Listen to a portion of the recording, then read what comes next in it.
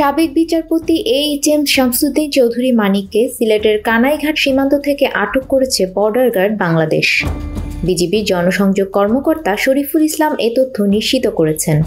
আটকের সময় একটি ভিডিও রেকর্ড করা হয় মানিকের। ভিডিওতে দেখা যায় বিজিবি সদস্যরা তার পরিচয় জানতে চান। নিজের পরিচয় স্বীকার করে মানিক বলেন, আমি বিচারপতি মানিক। আটকের পর স্বীকারোক্তিতে তিনি বলেন, আমি 15,000 টাকায় কথা বলে সীমান্ত পার হতে চাচ্ছিলাম।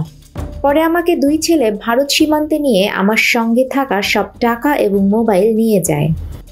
ভিডিওতে দেখা যায় কেউ সাবেক বিচারপতি মানিকের গলায় গামছা পেঁচিয়ে হাত দিয়ে ধরে রেখেছেন, আরেকজন তার নাম জিজ্ঞেস করছেন।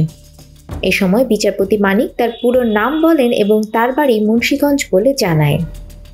সঙ্গে কি আছে জানতে চাইলে তিনি বলেন, আমার কাছে অনেক টাকা ছিল, আমাকে মেরে 60 থেকে 70 লাখ টাকা নিয়ে গেছে দুজন। এখন আমার সঙ্গে ব্রিটিশ পাসপোর্ট, বাংলা পাসপোর্ট আর কিছু টাকা আছে। বিএনপির প্রতিষ্ঠাতা এবং সাবেক রাষ্ট্রপতি জিয়াউর রহমান সম্পর্কে আপত্তিকর মন্তব্য করায় সাবেক বিচারপতি মানিকের বিরুদ্ধে গত 19 আগস্ট নোয়াখালীর আদালতে মামলা করা হয়।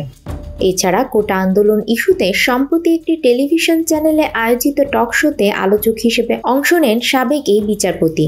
কিন্তু আলোচনার এক পর্যায়ে মেজাজ হারিয়ে সঞ্চালক দীপ্তি চৌধুরীর উপর ক্ষিপ্ত হন।